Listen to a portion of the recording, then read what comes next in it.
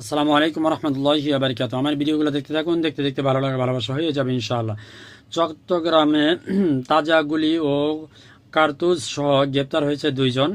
চট্টগ্রাম নগরীর Bakalia sub machine গানের SMG 11 round, তাজা গুলি ও শটগানের 6 রাউন্ড কার্তুজ সহ দুইজনকে গ্রেপ্তার করেছে পুলিশ।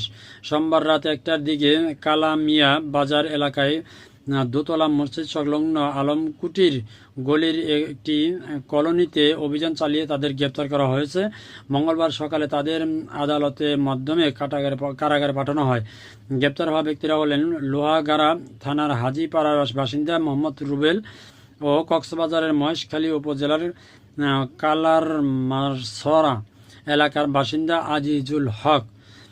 বাকালিয়া থানা officer in charge OC Ikhtiyar Uddin জানান, আসামিরা দীর্ঘদিন ধরে কালামিয়া বাজার ও অক্সিজেন কাঁচা বাজার এলাকায় বসবাস করছিলেন। তাদের কাছে অস্ত্র থাকতে পারে এমন সংবাদের ভিত্তিতে অভিযান চালানো হয়। পরে তাদের গুলি ও কার্তুজ সহ গ্রেপ্তার করা হয়। তাদের বিরুদ্ধে অস্ত্র আইনে 19F ধারায় মামলা দায়ের করা হয়েছে।